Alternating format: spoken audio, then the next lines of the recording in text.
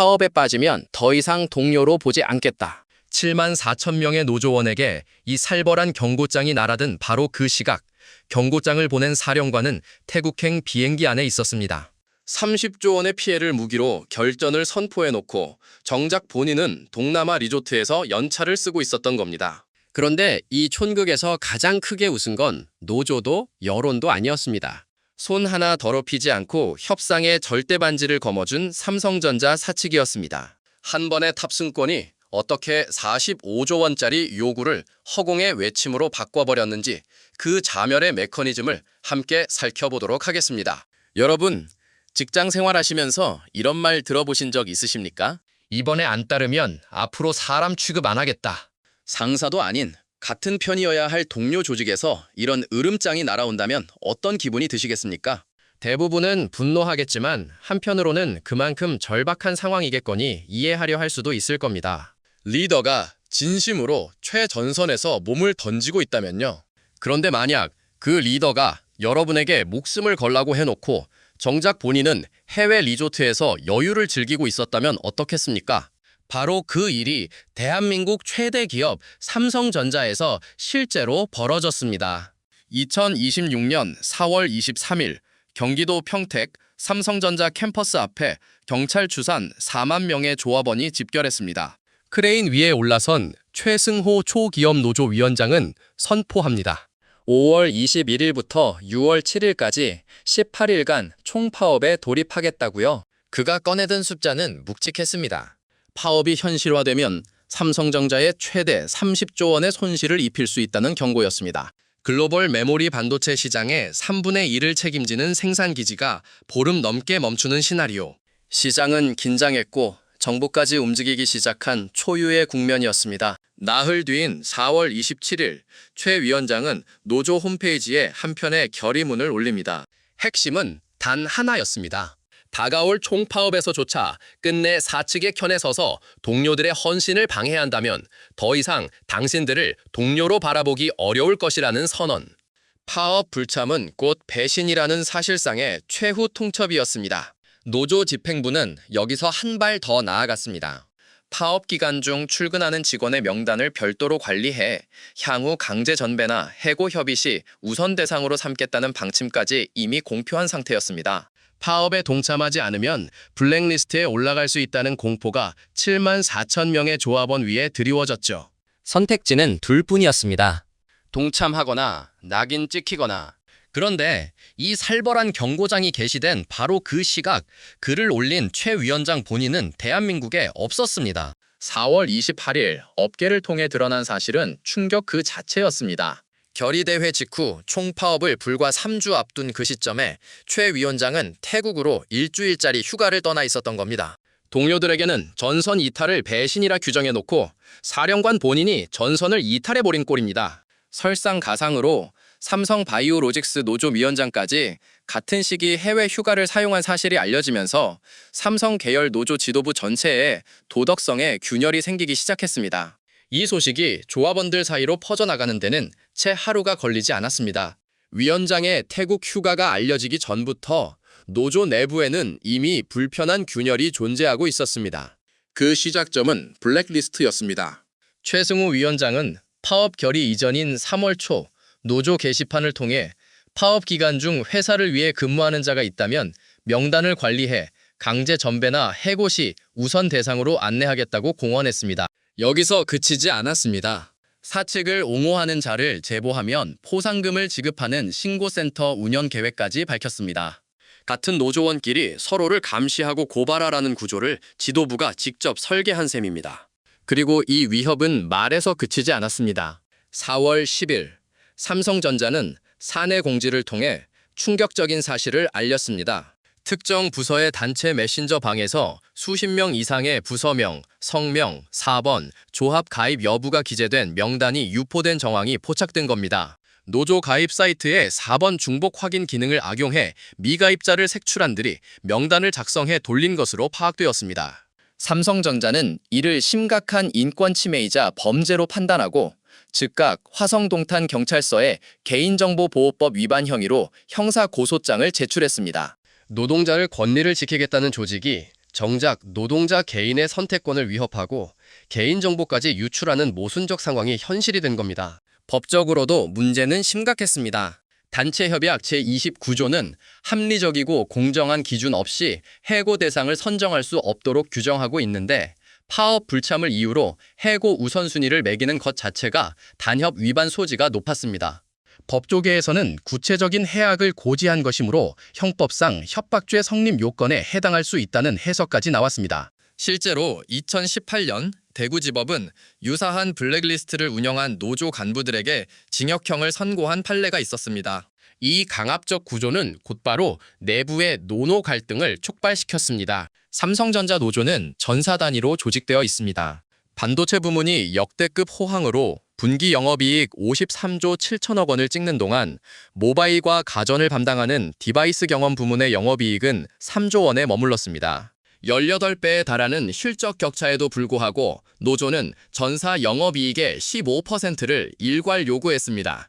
실적이 저조한 부문 직원들 입장에서는 왜 우리가 반도체의 성과급 투쟁에 동참해야 하느냐는 불만이 터져나올 수밖에 없었습니다. 블랙리스트라는 공포, 경찰 수사라는 현실, 사업부 간 이해 충돌이라는 구조적 모순, 93% 찬성이라는 숫자 뒤에 숨겨진 균열은 위원장의 태국행이 알려지기도 전에 이미 깊어지고 있었습니다. 내부의 균열은 태국 휴가 논란과 동시에 외부로 폭발했습니다. 조합원들이 무노동 무임금이라는 실질적 손해를 감수해야 하는 상황에서 위원장은 유급 연차로 해외여행을 즐기고 있었다는 사실, 이 대비는 너무나 선명했습니다. 익명 게시판에서는 동료가 아니라는 위원장의 경고가 오히려 위원장 본인을 향한 손절의 명분으로 뒤집어졌습니다. 연차 투쟁이라는 자조적 신조어까지 등장했죠. 내부의 동요는 곧 외부 여론의 급랭으로 이어졌습니다. 4월 29일 리얼미터 여론조사 결과 응답자의 69.3%가 삼성전자 노조의 성과급 요구와 파업 계획이 부적절하다고 답했습니다. 정당한 권리 행사라는 응답은 18.5%에 불과했습니다. 10명 중 7이 등을 돌린 셈입니다. 노조의 미래 동력이어야 할 18세에서 29세 구간에서도 62.6%가 부정적이었다는 사실은 세대를 불문한 공감 상실을 의미했습니다. 정부의 반응은 더 충격적이었습니다. 김정관 산업통상부 장관은 반도체는 한 번 경쟁력에서 밀리면 회복하지 못하고 끝나는 경우가 대부분이라며 파업이라는 사태는 상상조차 하지 못하겠다고 발언했습니다. 이재명 대통령까지 나섰습니다. 노동절을 하루 앞둔 4월 30일 수석 보좌관 회의에서 일부 조직 노동자들이 자신들만 살겠다고 과도한 요구를 해서 국민들로부터 지탄받게 되면 다른 노동자들에게도 피해를 입힌다고 발언했습니다. 진보 성향 대통령이 노동절 전날 노조를 정면 비판한 것은 극히 이례적인 일이었습니다. 노조 위원장은 이에 대해 LG U+를 겨냥한 발언이라며 일축했지만 이 대응 자체가 상황 인식의 부재를 보여주었습니다. 파업이라는 카드가 성공하려면 최소한의 사회적 공감대가 전제되어야 합니다.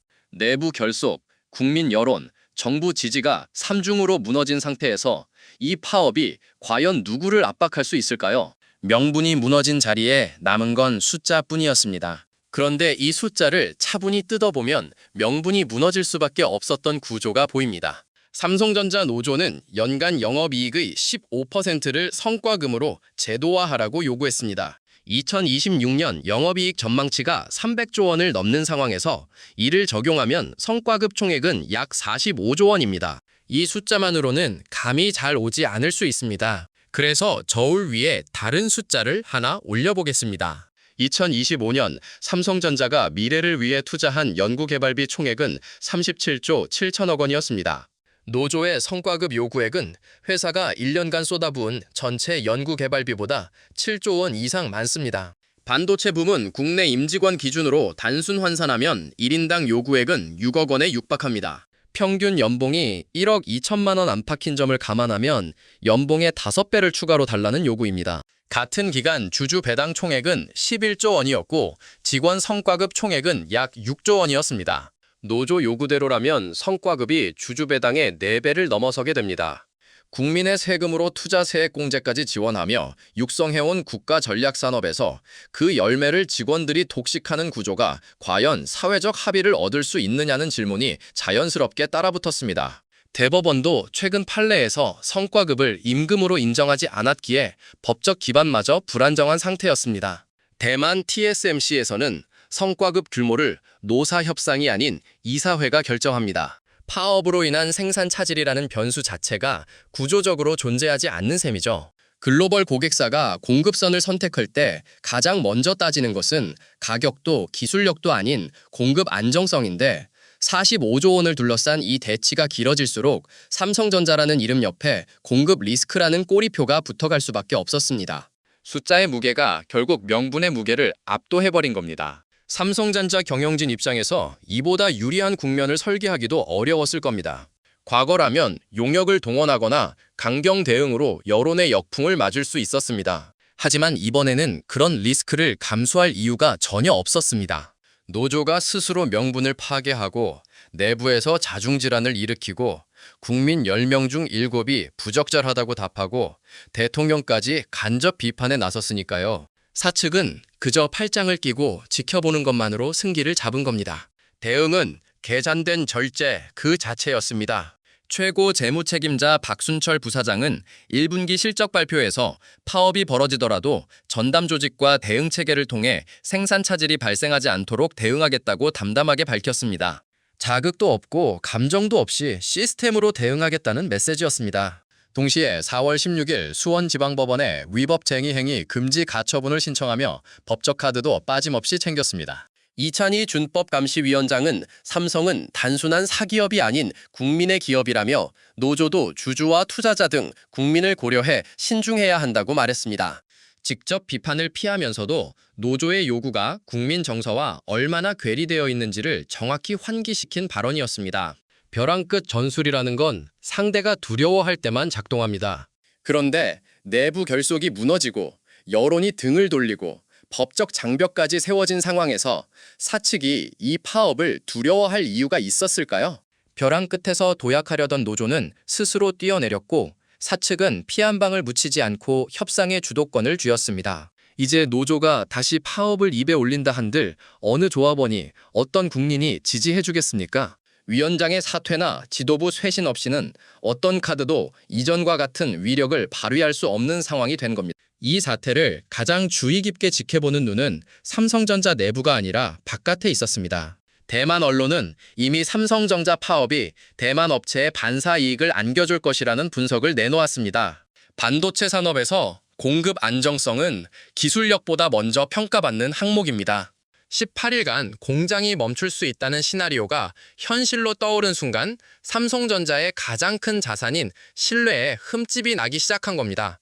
여기서 인텔의 궤적이 겹쳐 보입니다. 한때 세계 반도체의 절대 강자였던 인텔은 제조 경쟁력이 흔들리면서 고객사가 하나둘 이탈했습니다. 기술력이 부족해서가 아니었습니다. 공급의 신뢰가 한번 깨지자 아무리 좋은 제품을 내놔도 고객이 돌아오지 않았던 겁니다. 반도체는 공정 검증에만 수개월에서 수년이 걸리고 전환 비용이 막대하기 때문에 한번 이탈한 고객은 사실상 불가능에 가깝습니다. 서울시립대 송헌재 교수도 글로벌 빅테크 고객사들이 리스크 분산을 위해 대체 공급선 검토에 나설 수 있다고 경고했습니다. 타이밍이 더 뼈 아픕니다. 삼성전자는 3년 만에 HBM 기술력 1위를 탈환하고 6세대 고대역폭 메모리인 HBM4의 대량 공급을 눈앞에 두고 있었습니다. 올해 예정된 HBM4 생산 물량은 이미 완판된 상태였고 3분기부터 HBM4 매출이 전체 HBM 매출의 절반을 넘어설 것으로 전망되는 골든타임이었습니다. KB증권 분석에 따르면 18일간 파업 시 글로벌 디램 공급 차질은 3에서 4%, 낸드는 2에서 3%로 추산됩니다. 수치만 보면 작아 보이지만 삼성전자의 글로벌 시장 점유율이 디램 36%, 낸드 32%라는 점을 감안하면 세계 반도체 시장 전체가 출렁이는 규모입니다. 이미 공급이 수요를 쫓아가지 못하는 시장에서 이 정도의 차질은 가격 폭등의 뇌관이 됩니다. 노조의 자멸이 단순한 내부 해프닝으로 끝나지 않는 이유가 바로 여기에 있습니다. 이 사태에서 가장 소름 돋는 대목은 아직 나오지 않았습니다. 결의대회가 열린 4월 23일 하루, 삼성전자 생산 실적은 18% 하락했습니다. 집회 하루에 생산량의 5분의 1이 증발한 겁니다. 이 숫자를 삼성전자 경영진이 어떻게 읽었을지 상상해 보십시오. 30조 원 손실이라는 노조의 위협이 아니라 사람이 멈추면 공장이 멈춘다는 구조적 취약점이 숫자로 증명된 순간이었습니다. 그리고 이 취약점에 대한 해답은 이미 존재합니다. 로봇에게는 파업이 없습니다. 연차도 없고 블랙리스트도 필요 없고 태국행 비행기를 탈 일도 없습니다. 명분을 잃은 파업이 역설적으로 자동화의 가장 강력한 명분을 만들어준 셈입니다. 겉으로는 노조를 달래겠지만 경영진의 내부 계산기에는 이미 다른 숫자가 돌아가고 있을 겁니다. 파업 리스크가 없는 생산 라인 무인화, AI 기반 공정 관리, 스마트 팩토리 전환. 이 모든 투자 결정 앞에 붙어 있던 망설임이라는 브레이크가 이번 사태로 한층 가벼워졌습니다. 이것은 삼성전자만의 계산이 아닙니다. 이 사태를 지켜보는 모든 제조업 경영자들이 같은 질문을 하고 있을 겁니다. 인건비보다 비싼 건 불확실성이다. 사람을 로봇으로 대체하는 비용이 파업 한 번의 손실보다 저렴하다면 그 결정은 윤리의 문제가 아니라 산술의 문제가 됩니다. 노조가 스스로 증명해버린 인간 노동의 리스크는 협상 테이블 위가 아니라 공장 설계도 위에서 가장 먼저 반영될 겁니다. 결국 이번 사태의 가장 처참한 아이러니는 여기에 있습니다. 더 나은 보상을 위해 시작한 투쟁이 결과적으로 자신들의 일자리를 기계에게 넘기는 촉매제가 될 수 있다는 것. 명분을 잃은 투쟁은 무기가 아니라 스스로를 겨누는 칼이 됩니다. 그리고 그 칼날은 소리 없이 그러나 돌이킬 수 없는 속도로 이미 움직이기 시작했습니다. 파업은 노동자의 정당한 권리입니다. 이 원칙을 부정할 사람은 없습니다. 하지만 그 권리가 힘을 발휘하려면 반드시 세 가지가 뒷받침되어야 합니다. 사회적 공감, 내부 결속, 리더의 솔선수범. 삼성전자 노조는 이 세 가지를 단 한 장의 태국행 탑승권으로 동시에 잃어버렸습니다. 파업 불참자를 동료가 아니라 위협한 리더가 본인은 해외 휴가를 떠났고 블랙리스트와 강압적 동원 구조는 내부의 자발적 결속을 공포에 의한 복종으로 바꿔버렸습니다. 국민 10명 중 7이 등을 돌렸고 대통령까지 이례적으로 노조를 비판했습니다. 사측은 손 하나 더럽히지 않고 협상의 절대적 주도권을 쥐었으며 글로벌 경쟁자들은 이 틈새를 기회로 전환할 채비를 마쳤습니다. 그리고 생산 실적 18% 하락이라는 데이터는 자동화 가속이라는 돌이킬 수 없는 방아쇠를 당겼습니다. 이것은 삼성전자 노조만의 이야기가 아닙니다. 권력을 쥐었다고 착각하는 순간, 스스로 명분을 내팽개치는 순간 어떤 거대한 조직도 하룻밤 사이에 무너질 수 있습니다. 여러분이 속한 회사에서 여러분이 따르는 리더에게서 언행의 불일치가 감지되는 순간이 바로 붕괴의 시작점입니다. 45조 원의 요구도, 7만 4천 명의 조합원도, 30조 원의 피해 경고도 명분 앞에서는 아무런 힘을 발휘하지 못했습니다. 결국 가장 위험한 리스크는 외부의 경쟁자가 아닙니다. 내부에서 스스로 허무는 신뢰의 균열, 그것이 모든 몰락의 출발점입니다. 오늘 영상이 유익하고 재밌으셨다면 구독과 좋아요 부탁드리겠습니다. 영상 제작에 큰 힘이 됩니다. 다음 영상에서 뵙겠습니다.